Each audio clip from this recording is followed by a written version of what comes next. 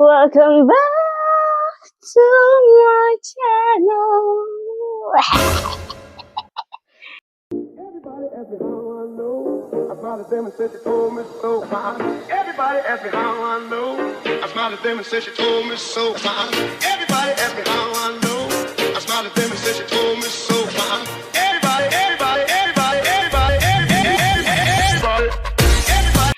What's up guys, welcome back to my channel, di mana tempat yang tak dirancang menjadi content. Okay, setelah 2 minggu saya tak buat sesi cook with Nia. So, minggu ini saya akan membuat sajian tradisi kuih Melayu.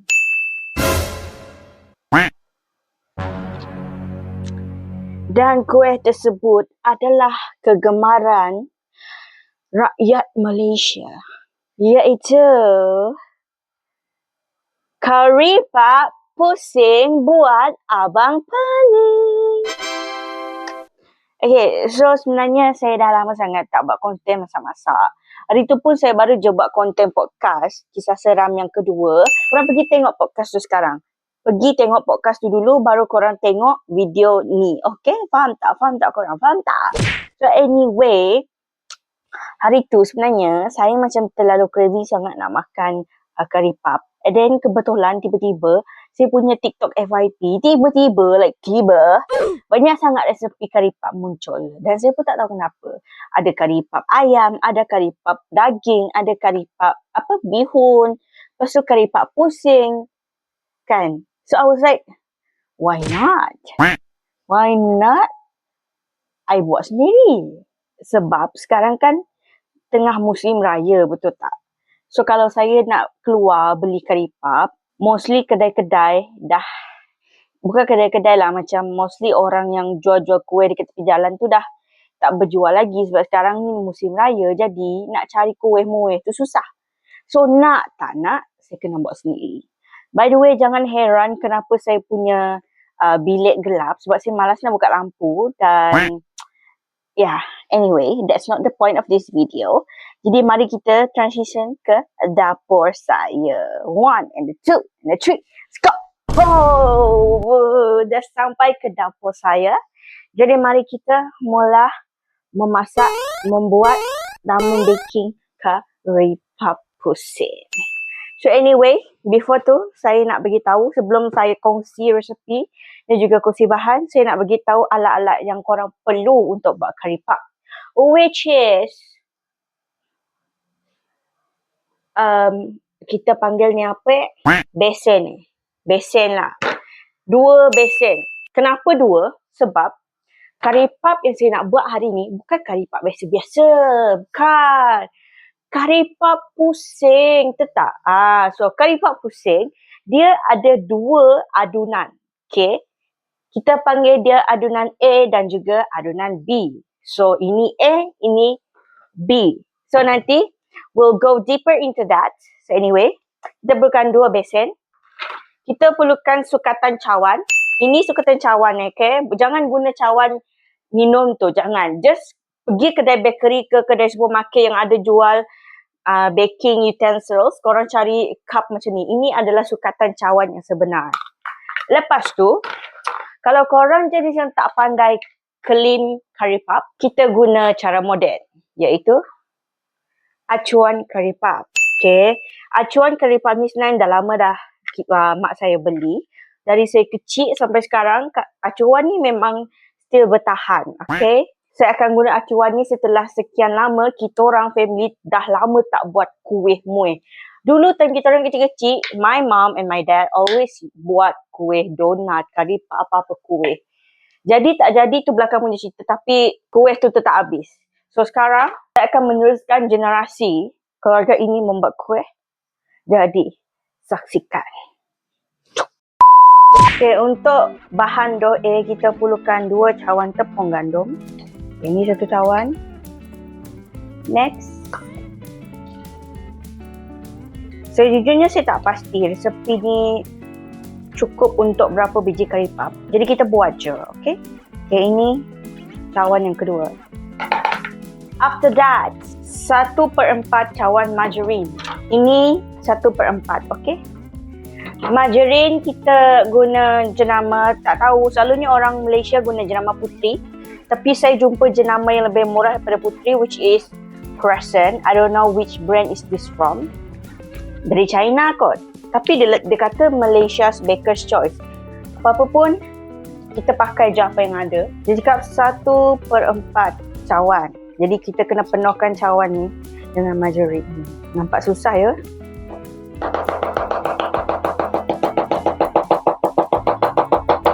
Okay, ketokkan macam tu supaya margarine tu memang betul-betul padat dalam cawan tu. Okay, ketuk lagi. Okay, ni dah cukup dah. Dah cukup penuh dah ni. Kira-kira agak-agak macam ni lah. Masukkan dalam tepung tadi. Sorry guys, saya ni dah lama sangat tak masuk dapur. Jadi inilah hasil dia. Kau jadi bodoh sekejap. Macam otak dah tak boleh nak function. Lepas tu, 2 sudu besar minyak masak. Okay, ini kita punya sudu besar. Ini adalah bersamaan dengan 1 sudu besar. Okay, ini sudu yang pertama. Ini yang kedua. Minyak, jangan guna minyak masak yang tengah panas. Guna minyak biasa je yang dari botol tu.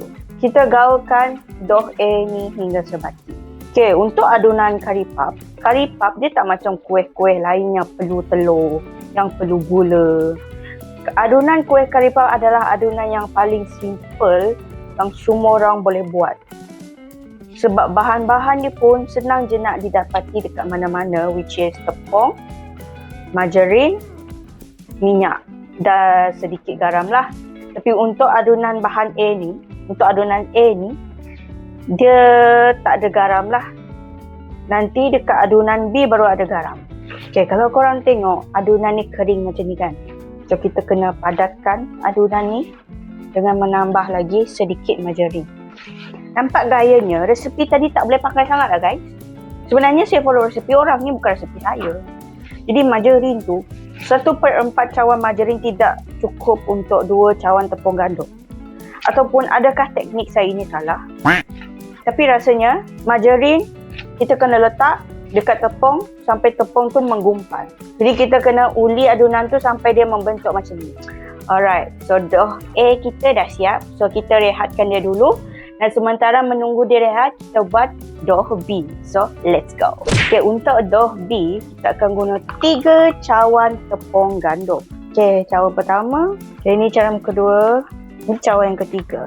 Then lepas tu kita ambil 1 sudu kecil garam. Okay, 3 sudu besar minyak. Okay, untuk bahan B, kita tak guna margarine, kita guna minyak je. Dan 1/4 cawan air. Gaulkan macam kita gaul dough tadi.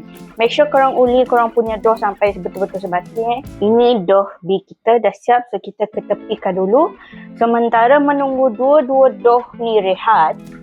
Okay, sementara menunggu dua-dua dough ni rehat, kita buat dia punya inti kari. So let's go. Okay, so saya dah prepare bahan di awal-awal, which is kentang. Kentang saya guna dalam 5 biji kot. Saya pun tak ingat. Dan 1 biji bawang Holland dan juga satu ni bawang putih. Disebabkan saya ada 2 daging, which is daging beef dan juga ayam. Kemungkinan saya akan guna dua-dua. Tapi kita tengok dulu lah. Yang penting kita mesti ada kari. Okay. So first of all, kita kena bancuh dulu bancuhan air kari. Okay, untuk kari 1, 2, 3 air secukupnya. Untuk serbuk kari ni, make sure korang gaul je betul-betul. Jangan sampai ketolan tu ada. Selagi ketolan tu masih ada, selagi tu korang kena gaul je. So inilah bancuhan kari kita. So sekarang kita akan tumis bawang. Okay, untuk dia punya bahan inti, kita tumiskan bawang dengan minyak yang panas. Kita tumis sampai dia masak, okay? Kita letak kita punya kentang.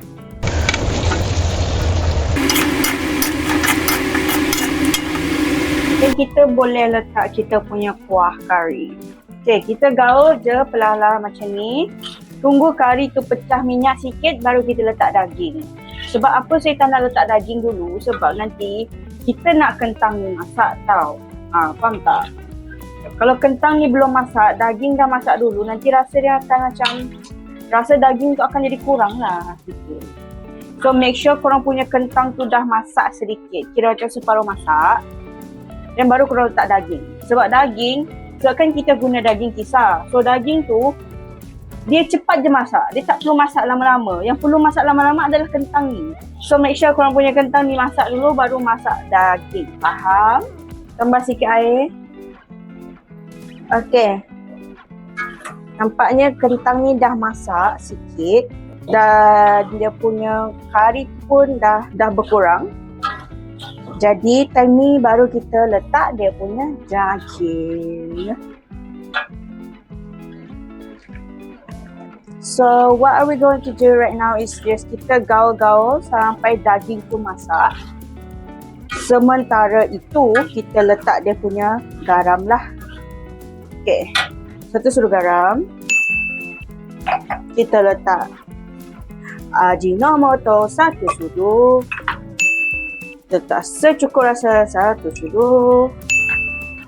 Dan saya akan letak sedikit lada hitam ataupun lada putih. So kita akan tunggu lagi sampai kari ni betul-betul kering. Sementara menunggu kita punya inti tu sejuk. Sebenarnya inti kita dah siap dah, tapi saya letak dalam peti sejuk dulu. Jadi sementara menunggu dia sejuk, kita akan uli kita punya tepung balik. Okey, kita ambil dough A dan kita bulat-bulatkan dia.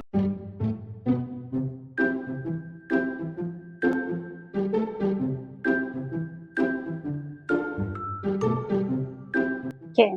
So hasil dia kita ada 1, 2, 3, 4, 5, 6, 7 bulatan. Alright. Dan kita ambil kita punya dough B. Kita ambil sikit-sikit macam ni. Dan kita uli-uli dia macam ni dan kita leperkan dia lepas tu.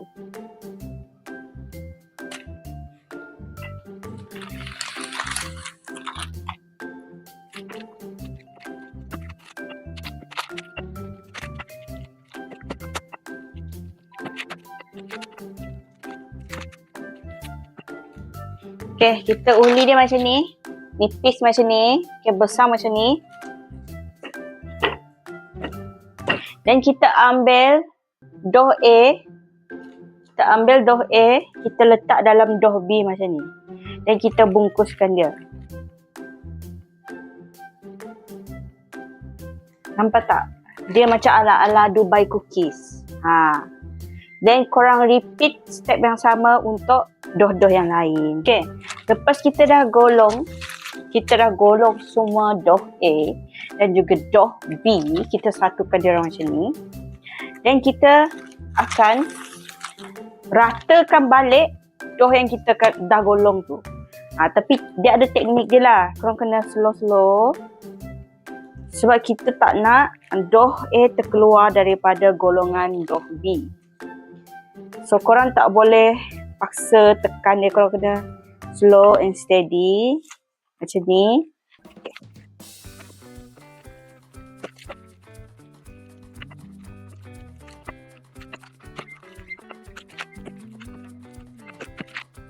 Okay, bila dia dah rata macam ni, korang angkat. Nampak tak inti yang melekat dekat bawah tu? Itu adalah dough A tadi. So korang kena make sure korang angkat dia perlahan. Okay, dough A yang terkeluar tadi tu, ambil je. Tampal balik dekat sini, jangan risau. Yang ni belah depan, jadi belah belakang yang terkeluar tadi. So yang belah belakang tu dekat atas. Dan kita akan golongkan dia balik. Kita golongkan dia macam ni.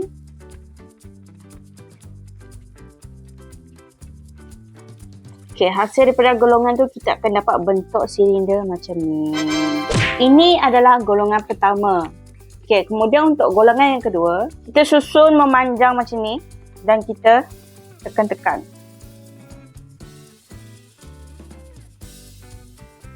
Then baru kita canaikan. So basically dia banyak golong, canai, golong canai. Gitu. Okay, lepas tu, korang ambil pisau, korang potong hujung ni, potong bahagian yang tak rata tu. Yang ni korang boleh letak tepi dulu sebab kita akan guna yang ni nanti. Okay, jadilah kita akan dapat shape yang macam ni. Macam lasagna. Dough yang panjang ni kita golong lagi. Lepas tu korang nampak tak hujung yang tersembur keluar macam ni? Yang tepi-tepi tu. Yang macam tu korang just buat je macam ni. Supaya dia rata. Kita tak nak dia tersembur-tersembur lagi dah. Kita nak dia bulat dan montok. Tada! Cantik tak? Ini adalah hasil lepas kita golong-golong dan dia jadi semakin pendek. Okey. Dan ini adalah lebihan-lebihan tepi-tepi yang kita potong. Jangan buang, okey, sebab kita akan guna. So right now, yang golong-golong ni kita akan potong lagi. But this is the last step lah, korang jangan risau. Okey, korang ambil pisau. Korang potong kira macam 1 or 2 cm macam tu lah. 2 cm lah, 2 cm. Potong membulat begini. Nampak tak rupa dia cantik gitu? Lapisan dia. Lapisan dough A, lapisan dough B. So, kita akan potong dia.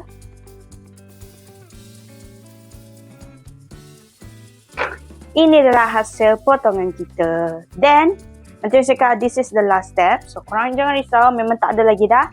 Nak golong-golong lagi. Dan sebenarnya, kita dah boleh start buat curry puff kita. Okay, lebihan dough tadi, kita gaul je menjadi satu dough. So, kita ambil satu pusingan dough. Okay, kita tekan-tekan macam ni. Ketepikan dulu. Dan kita ambil dough, lebihan dough tadi. Kita buat bentuk bulatan. Lepas tu, kita ratakan dia. Tak perfect pun tak apa bentuk dia sebab nanti kita akan kepitkan. Dan ambil yang kita dah pusing tadi tu. Kita buat macam ni. Kita letak dekat atas dia. Okay, susun cantik. Kita rollkan lagi. Supaya dough tu sebati dengan each other. Belah yang ada pusaran tu, ambil korang punya bekas. Belah yang ada pusaran tu, letak di dalam. Macam ni. So, yang atas ni cuma dough yang tambahan je. Okay, ni kita punya inti daripada peti sejuk. So, dan kita dah letak dough tu dekat acuan dan kita letaklah inti dia. Then kepit. See? Betapa gemuknya buncitnya dia dekat luar tu. So, ini adalah hasil dia. Tada! Dia terbuka ada koyak sikit sebab dough saya terlalu nipis kot agaknya. But it's okay, kita akan tampung nanti. Ini cubaan pertama saya. By the way, lingkaran itu sangat cantik.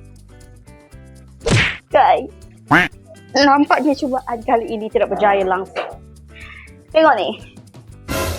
Semua terbuka. Semua terbuka aib. But anyway, that doesn't matter. Mungkin Tengku Steve rasa dia sedap. So, let's kita menggoreng sekarang. Disebabkan curry puff kita banyak yang dah terbuka. Jadi, kita jangan goreng dia lama. Goreng untuk dough tu masak sahaja, okay?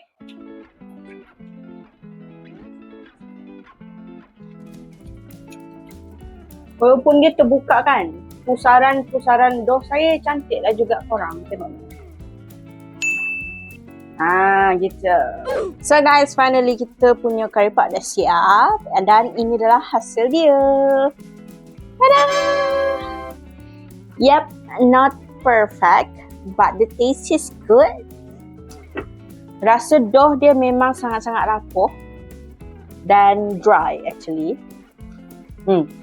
Dia sangat-sangat rapuh. Dia macam, dia rapuh, dia tak rangup. Faham tak? Kalau selalunya curry puff, dia rangup. Yang ini dia tak rangup, dia just rapuh dia. So now I understand why kita punya curry puff asyik terbuka.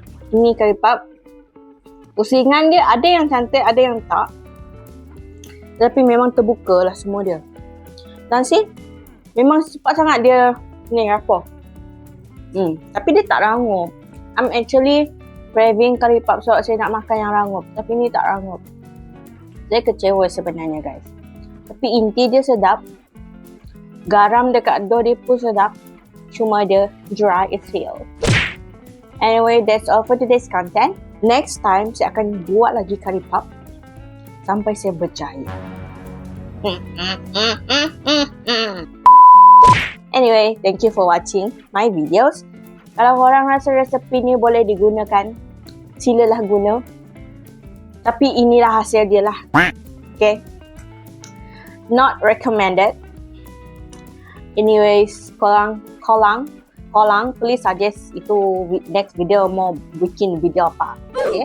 Korang komen dekat bawah, like, share, subscribe, komen video apa yang saya patut buat for the next content. Anyway, thank you and that's all. Goodbye.